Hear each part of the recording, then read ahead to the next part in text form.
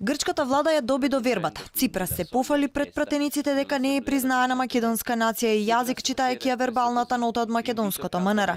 По дводневната тензична расправа синоќа пред самото гласање за доверба, Ципрас го објави писмото од македонското МНР и му се обрати на опозиционерот Мицотакис, кој досега го обвинуваше дека го признал македонскиот јазик и идентитет.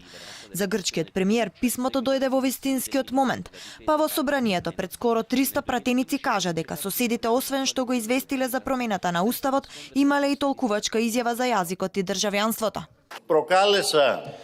Што појаснуваат нашите соседи во овој текст што е правно обврзувачки и ги повторува обврските што произлегуваат од договорот. Прво, дека терминот нешенелити се однесува исклучиво на државјанството и не го дефинира или сугерира прашањето на националноста.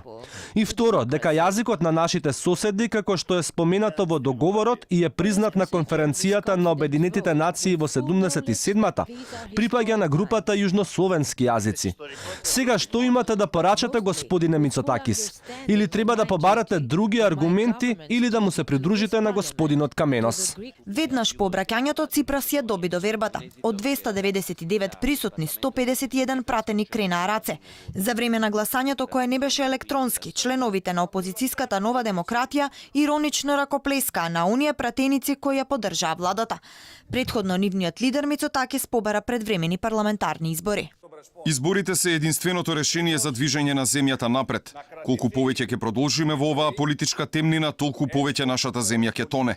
Избори што е можно поскоро, за да може земјата да дише. Избори за грците да си ја земат среќата во своји раце. И покрај победата, владата на Ципрас се уште стои на стаклени нозе и е далеку од сигурно дека ќе издржи до крајот на неговиот мандат во октомври 2019 година. Следниот предизвик е да го притисне грчкиот парламент да го изгласа договорот. Ратификацијата се очекува да почне уште следната недела. Преспанскиот договор прво ќе треба да помине низ комисија, каде Ципрас засега нема мнозинство поради исклучувањето на пратеници, а потоа да влезе на пленарна седница. Се очекува Нова демократија да го блокира процесот.